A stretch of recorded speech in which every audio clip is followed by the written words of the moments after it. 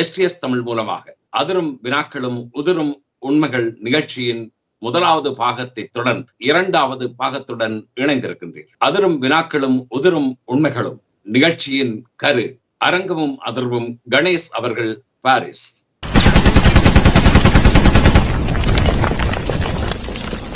எங்கும் செல்வோம், நாம் எதிலும் வெல்வோம்.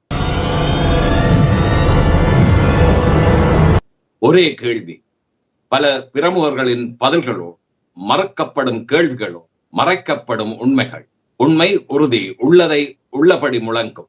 இரண்டாவது அதிரும் வினாக்களும் உதிரும் உண்மைகள்.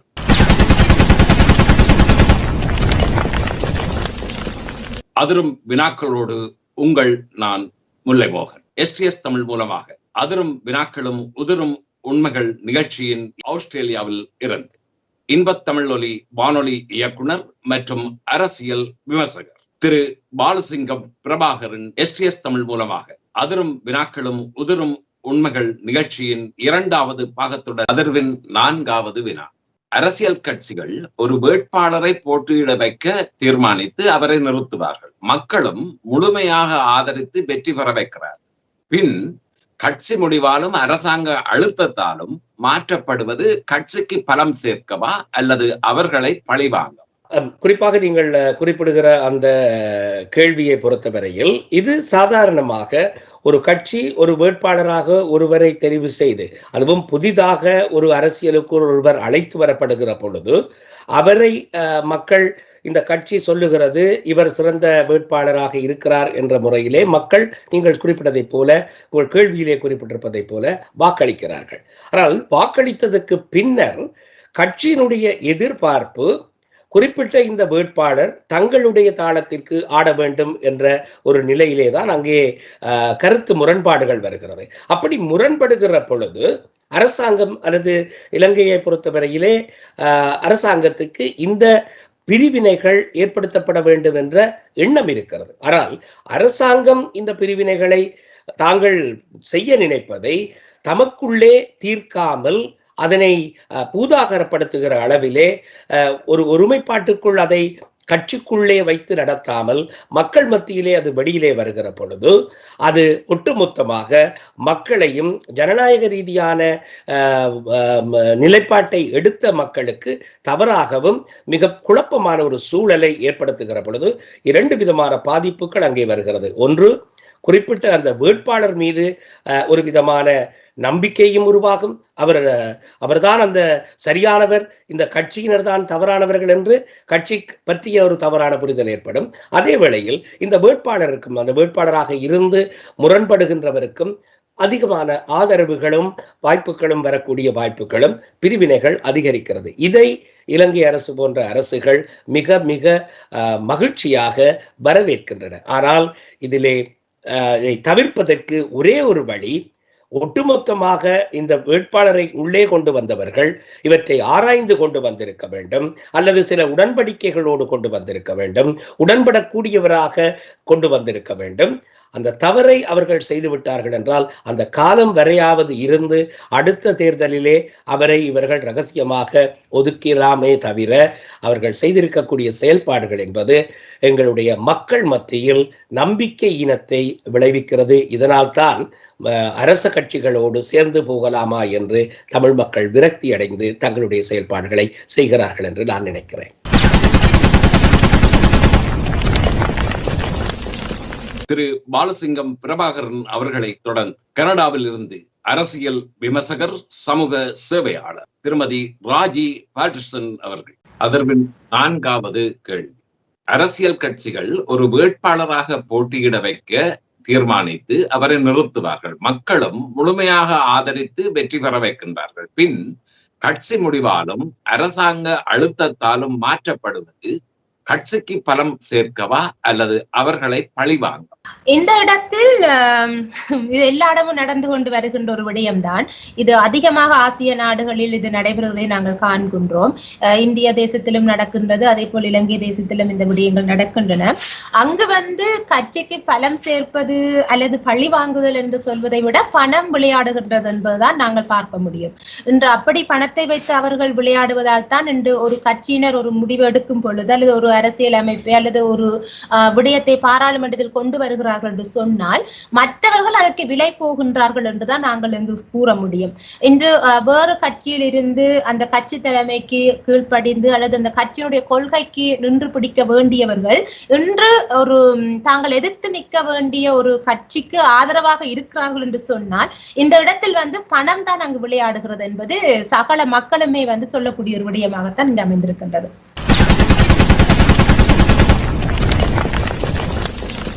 திருமதி ராஜி பேட்டர்சன் அவர்களை தொடர்ந்து STS தமிழ் மூலமாக அதிரும் வினாக்களும் உதிரும் உண்மைகள் நிகழ்ச்சியின் 2வது பாகத்துடன் சுவிஸிலிருந்து இணைகின்றார் முன்னாள் விரிவுரையாளர், எழுத்தாளர், பேச்சாளர் திரு அருந்தவராஜா அவர்கள். 4வது வினா. அரசியல் கட்சிகள் ஒரு வேட்பாளரை போட்டியிட வைக்க தீர்மானித்து அவரை நிறுத்துவார்கள். மக்களும் முழுமையாக ஆதரித்து வெற்றி பெறவும் வைக்கிறார்கள்.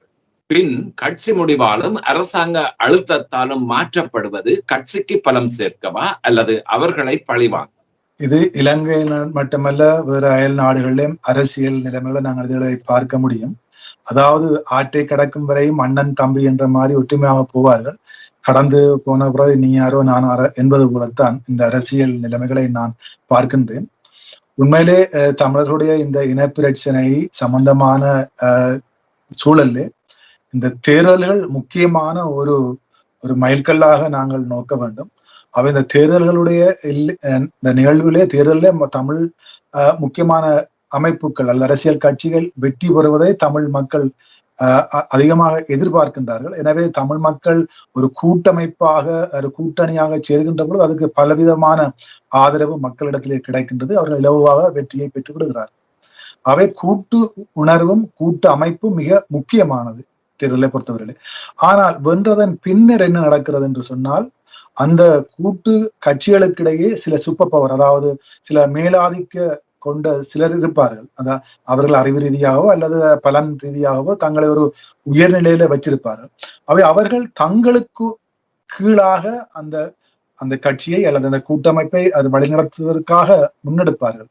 அதற்கு உண்மையிலேயே அது அரசியல் காரணங்கள் பழிவாங்கல் என்பதை விட ஒரு சுய நோக்க லாபம் கொண்டதான் அவருடைய செயற்பாட்டின் காரணமாகத்தான் இந்த அரசியல் வெற்றி அளிக்காமல் போவதற்கும் அரசியல் திட்டங்கள் தமிழருடைய தரப்பில இருந்து அது வெற்றி பெறாமல் போவதற்கும் இந்த கூட்டு சேர்ந்து தேர்தலை சந்திப்பதும் சேர்ந்த பின்பு அவர்களுக்குள்ள பிரிவினை கொண்டு வருவதும் தமிழருடைய விருத்திக்கு ஒரு தடங்களாகத்தான் நான் பார்க்கின்றேன். இது ஒரு சுயநலமான போக்காக கருதுகின்றேன்.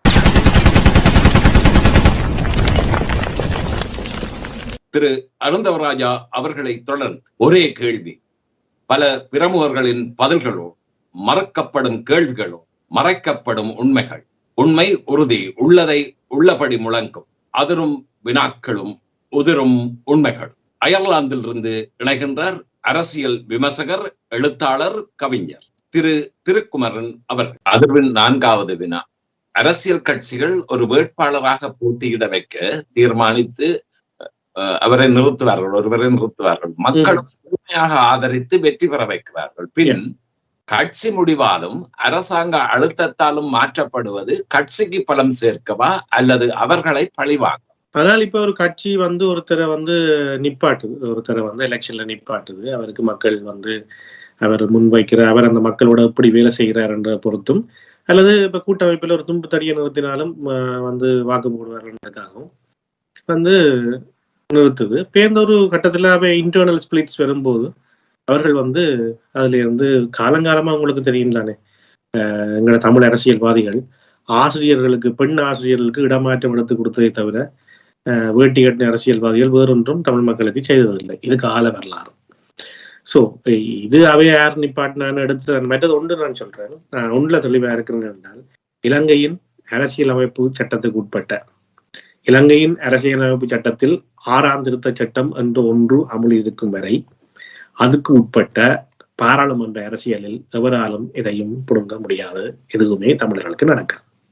சோ பாராளுமன்ற அரசியல் ஊடாக 6ஆம் திருத்த சட்டம் அமுலில் உள்ள பாராளுமன்ற அரசியலில், இலங்கை அரசியலமைப்பு சட்டத்துக்கு உட்பட்ட பாராளுமன்ற அரசியல் ஊடாக தமிழர்களுக்கு ஒரு வீதி கூடி உங்களால போட முடியாது, செய்யவும் முடியாது, அர்த்தமற்றது. நான் இலங்கையின் அரசியலமைப்பு சட்டத்துக்கு உட்பட்ட எந்த ஒரு இதையும் நான் I'm not ready to consider.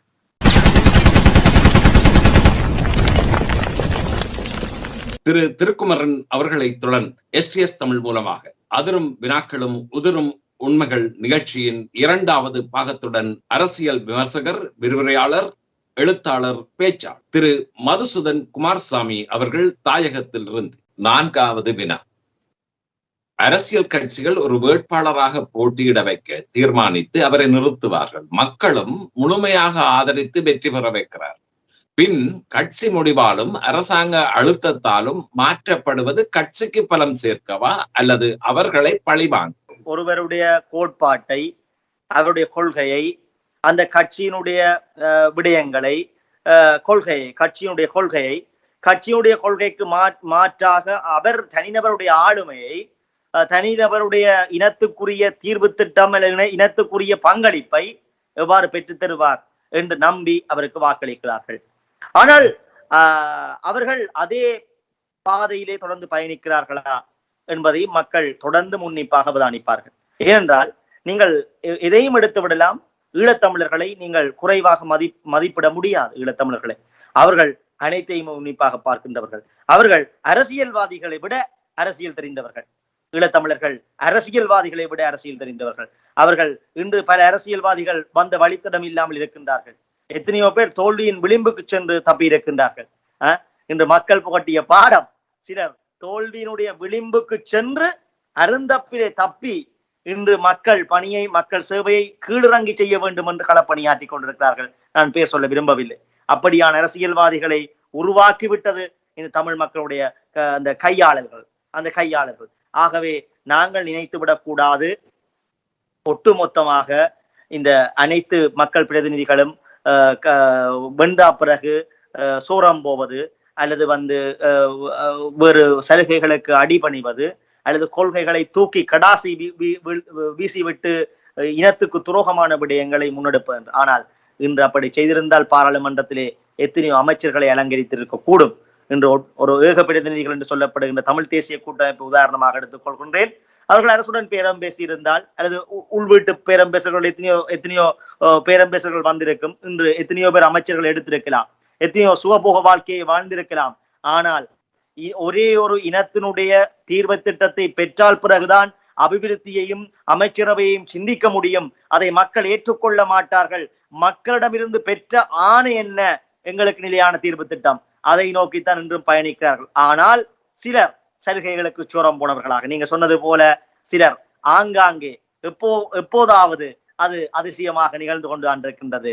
அது வடக்கிலேயோ அல்லது கிழக்கிலேயோ, அண்மையிலே உங்களுக்கு தெரியும் யாழேந்திரன் இராஜாங்க அமைச்சை பெற்றுக்கொண்டு மைத்திரி அரசாங்கத்திலே மஹிந்த அவர்களை திடீரென்று பிரதமராக்கிய பொழுது ராஜாங்க அமைச்சை பெற்றுக்கொண்டார். இன்றும் ராஜாங்க அமைச்சராக இருக்கின்றார். ஆகவே சிலர் இனத்தினுடைய பாதையிலே சென்று வழிதவறி வேறு இடங்களுக்கு செல்லலாம். அவர்கள் அதற்கு வேறு வியாக்கியானங்களை கூறிக்கொள்ளலாம். ஆகவே இன்னும் ஒரு விடயத்தை கேட்டீர்கள், கட்சியினுடைய பலத்தை சேர்க்க வாழ்ந்தது. ஒரு தனிநபர் ஆளுமையினால் கட்சி ஆளுமை பெற்றுக் கொள்ளும். அந்த கட்சியினுடைய முடிவுகள் அந்த காலத்தினுடைய அந்த புவிசார், அந்த அரசசார், அந்த பூர்வீக நிலம்சார் அரசியல்களுக்குள் மட்டுப்படுத்தப்பட்டது, தங்கியிருப்பது. ஒரு அரசியல் கட்சி என்பது தனியே அவரை மட்டும் இயங்கிவிட முடியாது. மற்ற ஏனைய அரசியல் கட்சிகளுடனும் ஏனைய வேறு இன கட்சிகளுடனும் அந்த பாராளுமன்றத்துக்குள்ளும் அந்த நிலப்புல ஆளுமைக்குள்ளும் என்ன நிகழ்வுகள் நடக்கின்றதோ அதை வைத்துத்தான் தீர்மானங்களை எட்ட முடியும். அதை எடுத்தறிந்து விட்டு எந்த முடிவுகளையும் எடுத்து விட முடியாது.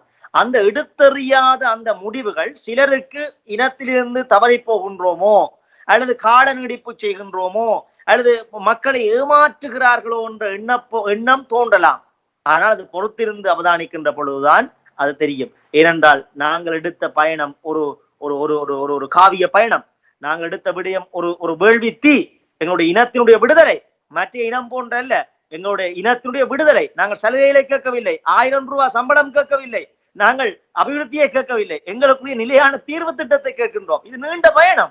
இந்த பயணத்திலே சில அவதானிப்புகளும் சில சறுக்கல்களும் சில வளைவு சுழிவுகளும் இருக்கலாம். அதற்காக ஒட்டுமொத்தமாக யாருமே சூரம் போனதாகவோ கொள்கைகளை துறந்து விட்டவர்களாகவோ நாங்கள் கருதிவிட முடியாது.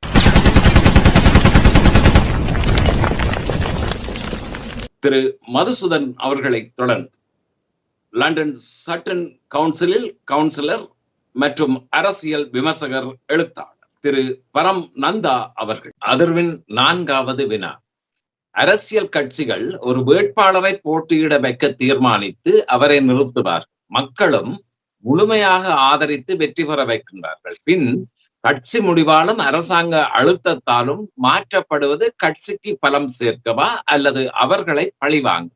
இலங்கை அரசியலில் இது ஒரு சகஜமான ஒன்று. காரணம், எல்லோரும் கட்சியை வளர்ப்பது என்று கூறிக்கொண்டு அவர்கள் ஒரு சிலரை தங்களுடைய கட்சியை தங்களுடைய கட்டுப்பாட்டில் வைத்திருக்க வேண்டும் என்ற கொள்கையில் இருக்கின்றார்கள். இரண்டாவது, இப்பொழுது எங்களுடைய தமிழ் கட்சிகளுடைய போக்கு குறிப்பாக அரசு சார்பாகவும் அரசுடன் சேர்ந்து நாங்கள் இயங்குவதன் மூலமாக எங்களுடைய பிரச்சனைக்கு தீர்வு காணலாம் என்று கூறிக்கொண்டு அவர்கள் அரசுக்கு முன்பு கொடுக்கின்ற வேலையைத்தான் செய்து கொண்டிருக்கின்றார்கள். அண்மை காலமாக இலங்கை அரசாங்கம் உலக அரங்கிலே இந்த கொரோனா பிடியிலே பல்வேறு அழுத்தங்களை சந்தித்துக் கொண்டிருக்கின்றது. அவர்களுடைய வெளிவிகார கொள்கையின் பலனாகவும் எங்களுடைய மனித உரிமைகள் மீறல்கள் காரணமாகவும் வெளிநாடுகளுடன் அவர்களுடைய தொடர்புகள் துண்டிக்கப்பட்டிருக்கின்றது. இதன் காரணமாக இலங்கைக்கு பொருளாதார உதவிகள் பெரிதாக சென்றடைவதில்லை. ஆகவே அவர்கள் சைனாவுடன் தான் கையேந்துகின்ற நிலை ஏற்படுகின்றது.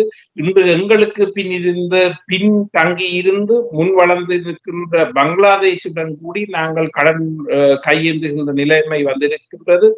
ஆகவே இவ்வாறான ஒரு சூழ்நிலையில் இலங்கை சர்வதேச நாணயத்திடம் செல்ல வேண்டிய ஒரு கடப்பாடு இருக்கின்றது. அடுத்த மாசம் அரசாங்க ஊழியர்களுக்கு சம்பளம் பே பண்ணக்கூடிய வசதியே இப்பொழுது இலங்கை அரசாங்கத்திடம் இல்லை. ஆகவே அவர்கள் 15-20 வீதத்தை தானமாக முன் தருமாறு இப்பொழுது கேட்டுக்கொண்டிருக்கின்றார்கள். இவ்வாறான ஒரு சூழ்நிலையில் தான் அவர்கள் திடீரென்று ஒரு சந்திப்பை மேற்கொண்டிருந்தார்கள். தமிழ் தேசிய கூட்டமைப்பின் ஒரு பிரமுகருடன் ஒரு சந்திப்பு, அரசாங்கத்தின் சில அமைச்சரவை மாற்றங்கள் என்றெல்லாம் காட்டி அமெரிக்க தூதருடன் ஒரு பேச்சுவார்த்தை என்று காட்டி இப்பொழுது நாங்கள் பேச்சுவார்த்தைக்கு செல்கின்றோம், இந்த பிரச்சனைக்கு தீர்வு காண போகின்றோம் என்று ஒரு புது படம் ஒன்று இப்பொழுது ரிலீஸ் ஆகி இருக்கின்றது. அதன் வெள்ளோட்டம் இப்பொழுது நடைபெற்றுக் கொண்டிருக்கின்றது. ஆகவே புலம்பெயர் தமிழர்களும் தமிழ் மக்களும் இவ்வாறான பல படங்களை பார்த்து விட்டார்கள். ஆகவே அவர்கள் தெளிவாக இருக்கின்றார்கள். எவ்வாறான படங்கள் வந்தாலும் எத்தனை நாள் ஓடினாலும் இதன் முடிவு எங்கு சென்று சேரும் என்பதில் அவர்கள் தெளிவாகவும் விழிப்பாகவும் இருக்கின்றார்கள். ஆகவே இவ்வாறான தலைமைத்துவமும் இவ்வாறான அவர்களுடைய செயற்பாடும் இருக்கும் பொழுது புலம்பெயர்ந்து வாழுகின்ற அரசியல் செயற்பாட்டாளர்கள், சமூக செயற்பாட்டாளர்கள் மற்றும் பொதுஜன ஊடகங்கள் இவர்களின் கைகளில் தான் எங்களுடைய மக்களின் அபிலாஷைகளும் அவர்களுடைய உரிமை குரலும் திணிக்கப்பட்டிருக்கின்றது. ஆகவே இதில் நாங்கள் எல்லோரும் ஒன்று சேர்ந்து பயணிக்கின்ற காலம். ஆகவே இதில் நாங்கள் எல்லோரும் ஊக்கமாக செயற்பட வேண்டும் என்று நான் எனது கருத்தாக அது அமைகின்றது.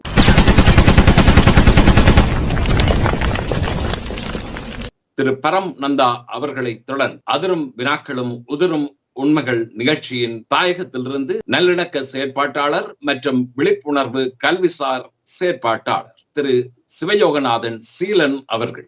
4வது வினா. அரசியல் கட்சிகள் ஒரு வேட்பாளராக போட்டியிட வைக்க தீர்மானித்து அவரை நிறுத்துவார்கள். மக்களும் முழுமையாக ஆதரித்து வெற்றி பெற வைக்கிறார்கள்.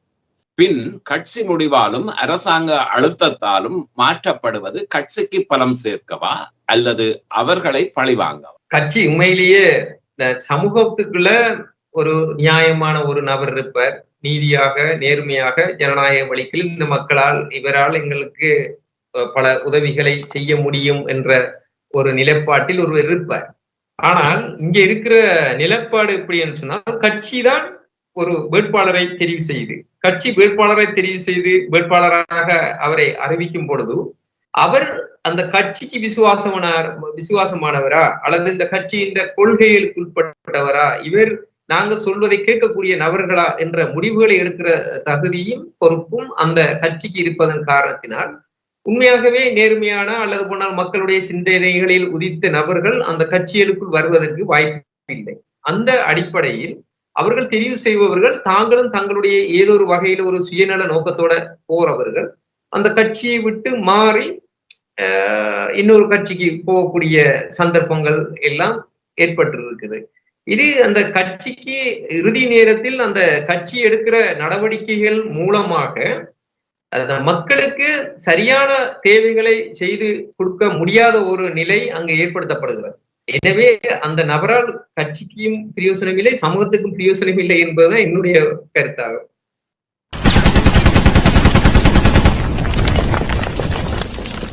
திரு சிவயோகநாதன் சீலன் அவர்களுடன் அதிரும் வினாக்களும் உதிரும் உண்மைகள் நிகழ்ச்சியின் தாயகத்திலிருந்து எமது தலைமுறை கட்சியின் தலைவர் மற்றும் சமூக சேவையாளர் திரு சிதம்பரம் கருணாநிதி அவர்கள். அரசியல் கட்சிகள் ஒரு வேட்பாளராக போட்டியிட வைக்க தீர்மானித்து அவரை நிறுத்துவார்கள். மக்களும் முழுமையாக ஆதரித்து வெற்றி பெற வைக்கின்றார். பின் கட்சி முடிவாலும் அல்லது அரசாங்க அழுத்தத்தாலும் மாற்றப்படுவது கட்சிக்கு பலம் சேர்க்கவா அல்லது அவர்களை பழிவாங்க? உண்மையாகவே நாங்கள் வரும்போது எல்லோருமே பூனை போல் வருகிறார்கள். பதவியெல்லாம் எடுத்து எல்லோரையும் கும்பிடுகிறார்கள். எல்லாம் பதவி எடுத்த பிறகு அவர்கள் நரிகள் ஆகிவிடுகிறார். புலியாகியாலும் காரியம் இல்லை, சிங்கமானால் கூட பிரச்சனை இல்லை, குள்ள நரியாகி விடுகிறார்கள். தங்களுடைய குடும்பங்களுக்கும் நான் ஏற்கனவே கூறியது போல் தன்னுடைய எதிர்காலம் தங்களுடைய குடும்ப வளர்ச்சிக்காகத்தான் அரசியல் நடத்துகின்றார்கள். இது வர்த்தக வாணிப அரசியலாக இருக்கு. அமைச்சு தான் வர்த்தக வாணிப அமைச்சு நாங்கள் கேள்விப்பட்டிருக்கோம். அதுபோல் தமிழ் பிரதேசங்களில் நடப்பது வர்த்தக வாணிப அரசியல். இது ஆனால் இந்த நாட்டில் சிங்கள மக்கள் அப்படி செய்வதில்லை. முஸ்லிம்களை பாருங்கள், அவர்கள் சமூகத்துக்காக 2 கட்சியிலும் இருந்து கொண்டு அவர்கள் சேவை செய்ததை பார்த்திருக்கின்றோம். ஆனால் எங்களுடைய தமிழர்கள் தான் இவ்வாறான நிலையில் இருக்கின்றார்கள். நிச்சயமாகவே இது ஒரு பக்க சார்பானது. இரண்டாவது, ஒவ்வொரு கட்சியின் தலைமைத்துவம் தெரிந்து கொள்ள வேண்டும். யாரை நாங்கள் கட்சிக்கு எடுக்க வேண்டும். பதவிகளை நீங்கள் யாருக்கும் கொடுக்கலாம், ஆனால் அந்த பதவியால் இவரால் செய்ய முடியுமா?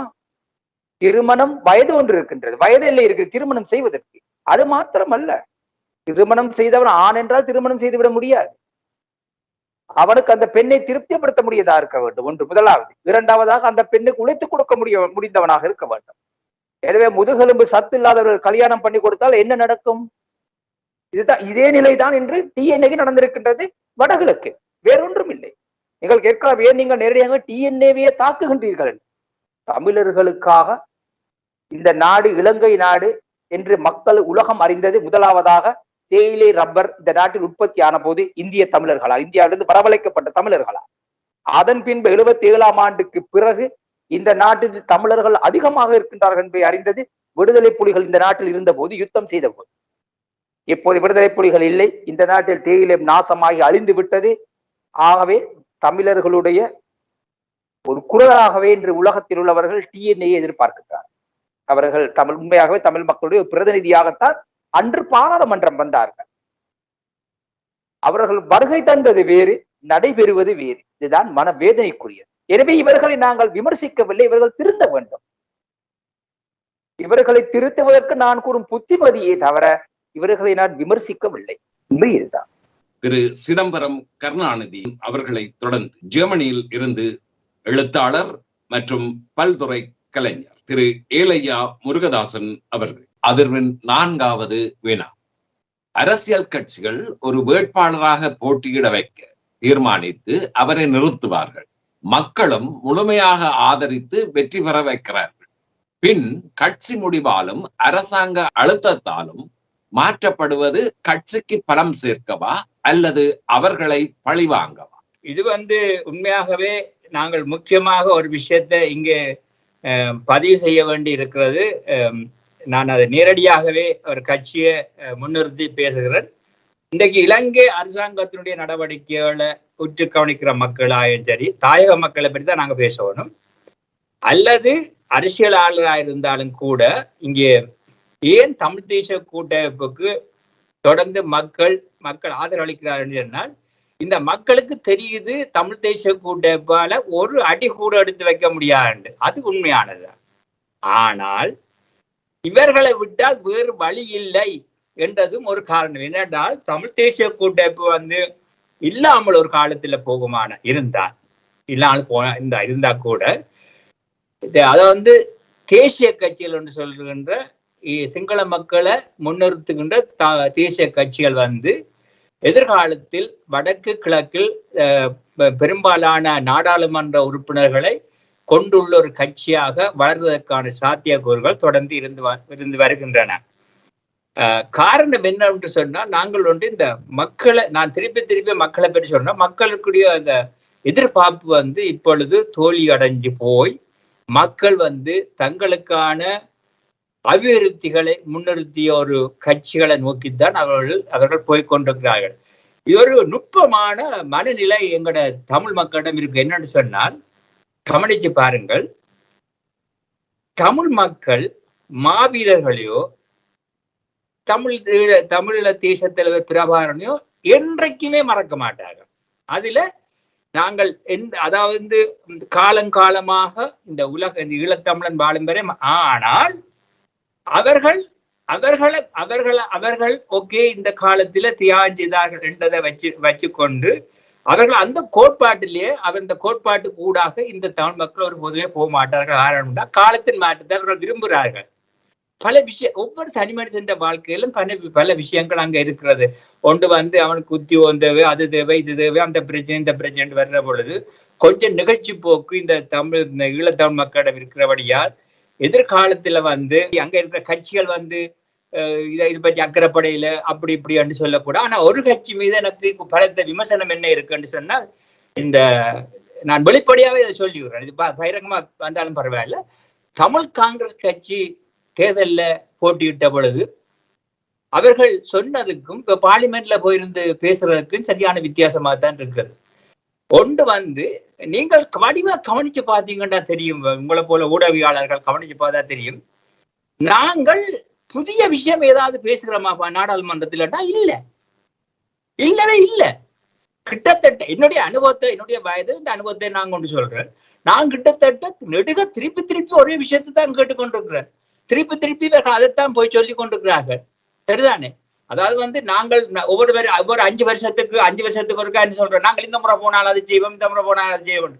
அங்க ஒண்ணு நடைபெற போற இல்லை. நாங்கள் சிங்கள அரசியல்வாதிகள் சிங்கள மக்களை மனங்களை வெல்லாத வரையில் இதுதான் யதார்த்தமான உண்மை. இலங்கை இன்றைய சூழ்நிலையில இதுதான் உண்மையானது. அனவடியால் வெல்லாத வரையில நாங்கள் எங்களோட அரசியலை முன்னெடுத்து எங்களுக்கான தேவைகளையும் எங்களோட அபிவிருத்திகளை முன்னெடுக்க முடியாத காரணம் என்னன்னு சொன்னா, திருப்பி நம்ம எல்லா கேள்விகளுக்கும் சொன்ன பதவியை திருப்பியும் இந்த கேள்விக்கும் சொல்றேன், அவர்கள் மிக தெளிவாக கட்டமைச்சிட்டார்கள். மிக தெளிவாக எல்லா விதமான பாதைகளையும் அவர்கள் அடர்த்தி வச்சுக்கிறார்கள். நாங்களாம் இங்க ஒரு கூக்குரல் போட்டுக்கொண்டு மீண்டும் ஏதோ ஒன்று நடக்கும் என்று கற்பனை பண்ணி கொண்டிருக்கிறோமே தவிர ஒன்று நடக்க இதுதான் யதார்த்தமான நிலைமை. திரு ஏலையா முருகதாசன் அவர்களை தொடர்ந்து பிரான்சில் இருந்து திருமதி ஜெனி ஜெயச்சந்திரன், அரசியல் விமர்சகர், சமூக சேவை. அதிர்வின் வினா 4. அரசியல் கட்சிகள் ஒரு வேட்பாளராக போட்டியிட வைக்க தீர்மானித்து அவரை நிறுத்துவார்கள். மக்களும் முழுமையாக ஆதரித்து வெற்றி பெற வைக்கின்றனர். பின் கட்சி முடிவாலும் அரசாங்க அழுத்தத்தாலும் மாற்றப்படுவது கட்சிக்கு பலம் சேர்க்கவா அல்லது அவர்களை பழிவாங்கவா? கண்டிப்பா இன்றைக்கு ஜனநாயக தேர்தல் முறைன்றதே உண்மையில ஜனநாயகம் என்ற போர்வையில நிறையவே ஊழல்கள், அங்கு சந்தர்ப்பவாத போக்குகள், தங்களுக்கு சார்பானவர்களை முன்னிறுத்துறது என்ற நிறைய பிரச்சனை நடக்குது. இதை நாங்கள் திரும்பவும் சொல்ல போனா எங்களுடைய ஈழத்தமிழ் தலைமைகள் என்ற தேசியத்தை முன்னோக்கிய தலைமைகளைத்தான் நாங்கள் இங்க பார்க்க வேண்டியிருக்கு. ஏன்னா இந்த தென்னிலங்கை அரசியல் வேறு, அங்கு ஆளுங்கட்சியும் இருக்கு எதிர்கட்சியும் இருக்கு. எப்படி பார்த்தாலும் இந்த முறை இவர்கள் செய்யற ஊழல்கள் இதுகள் சில நேரம் இடையில 5 வருஷத்துக்கு இடையிலையும் மாறிக்கொண்டிருக்குது அரசியல், அல்லது 5 வருஷத்துக்கு பிறகு இவர்கள் வருவார்களான்றதுக்கு எதிர்கட்சி ஒன்று பலமாக வந்து கொண்டே இருக்கும். ஆனால் வந்து எங்களுடைய தலைமைகளுக்குள்ள இருக்கிற பிரச்சனை என்ன என்றால், எங்களுடைய தலைமையில் உதாரணத்துக்கு டிஎன்ஏ கூட்டுக்களை வந்து எத்தனை கட்சி இருந்தாலும் அது ஒரு கட்சி எடுக்கிற முடிவை தான் கொண்டு போக வேண்டி இருக்குது. அங்க போனாலும் தேர்தல் முடிவுகள் கூட மாற்றப்பட்ட வரலாறு வந்து எல்லாருக்குமே தெரிஞ்ச விஷயம், மிக கேவலத்துக்குரிய விஷயமா. இதே வந்து ஒரு பெரும்பான்மை செய்திருந்தா நாங்கள் அதை வேற மாதிரி பாக்குறோம். ஆனா எங்களுக்குள்ள நடந்த விஷயங்களை வந்து புறந்தள்ளி போட்டு அடுத்த தங்களுக்கு வசதியானாக்கள் அல்லது தாங்கள் அதுக்குள்ள வந்து அந்த இடத்தை நிரப்புறது, அது எல்லா மாவட்டத்திலும் பாராளுமன்ற கதிரைகள்ல இருந்திருக்கு. மாகாண சபை என்று சொன்னா முந்தி வந்து தந்தையாக்கண்ட காலத்தில இருந்து வந்தது வந்து மக்களுக்கு சேவை செய்யறதுக்காக விடுதலையை நோக்கி தேசியத்தை நோக்கி நகர்ந்தது. இப்ப அப்படி இல்லை. பாராளுமன்ற பதவிகள் அதுக்கு பின்னால கொடுப்பனவுகள், அதுக்கு பின்னால சலுகைகளை பயன்படுத்துறதல், அதனூடாக சம்பளங்கள் எல்லாத்தையும் நோக்கி போறாண்டா இது ஒரு கிட்டத்தட்ட இந்திய தமிழ்நாட்டு அரசியல் அல்லது தெலுங்கு அரசியல் மாதிரி நாங்கள் கேவலமாக போய் கொண்டிருக்கிறோம் என்று இது வந்து இளைஞர்கள் நாங்கள் எல்லாரும் யோசிச்சு மாற்ற வேண்டியது. இந்த இளைஞர்களும் வந்து பதவிகளுக்காக அந்த தலைமைகள் கூடாக உள்வாங்கப்படைகளை வந்து ஒரு கவலைக்குரிய இடமாகத்தான் இருக்கு. இதுதான் எங்களுக்கான சரியான தலைமைகள் உருவாகாம ஒரு தடையை உருவாக்குது. இது மக்கள் சிந்திக்க வேண்டிய நேரம். மக்கள் சரியான முறையில சிந்திச்சா கடந்த கடைசி பாராளுமன்ற தேர்தலில் கூட சில பேருக்கு மக்கள் கொஞ்சம் வித்தியாசமா சிந்தித்தபடியால் ஒரு பாடம் படிப்பிக்கப்பட்டிருக்கு எங்களுடைய தலைமைகளுக்கு. அது தொடர்ந்து நடக்கும் என்றதுல ஒரு நம்பிக்கை இருக்கு. என்ன நெடுகளும் இளைஞர்களோ இந்த சமூகமோ வந்து குட்ட பேசாம இருக்க முடியாது. அதை உணர்ற சர்வதேச போராட்டங்கள்ல இந்த தலைமைகள் எப்படி நடந்து கொள்ளினம் என்றது நாங்கள் உட்பட அங்கே இருக்கிற மக்களும் பார்க்கணும். ஆகவே மக்களின் எழுச்சி ஒன்றுதான் இதுக்கான ஒரு தீர்வாக முடியும் என்றதுதான் என்னுடைய கருத்தாக இருக்கின்றது. உறவுகளே, இதுவரை எஸ்எஸ் தமிழ் ஊடாக நீங்கள் பார்த்தது அதிரும் வினாக்களும் உதிரும் உண்மைகளும் நிகழ்ச்சியின் கரு. அரங்கமும் அதிர்வும் கணேஷ் அவர்கள், பாரிஸ். தொழில்நுட்பம், படத்தொகுப்பு யாவுமே எஸ்டிஎஸ் தமிழ். நல்லது உறவுகளே, இதுவரை எஸ்டிஎஸ் தமிழ் ஊடாக நீங்கள் பார்த்தது அதிரும் வினாக்களும் உதிரும் உண்மைகளும் பாகம் 2 முதல் பகுதி. இந்த நிகழ்ச்சியின் தொகுப்பாளனாக உங்கள் நான் முல்லை மோகன். தொடர்ந்து அடுத்த வாரம் சந்திப்போம். நன்றி, வணக்கம்.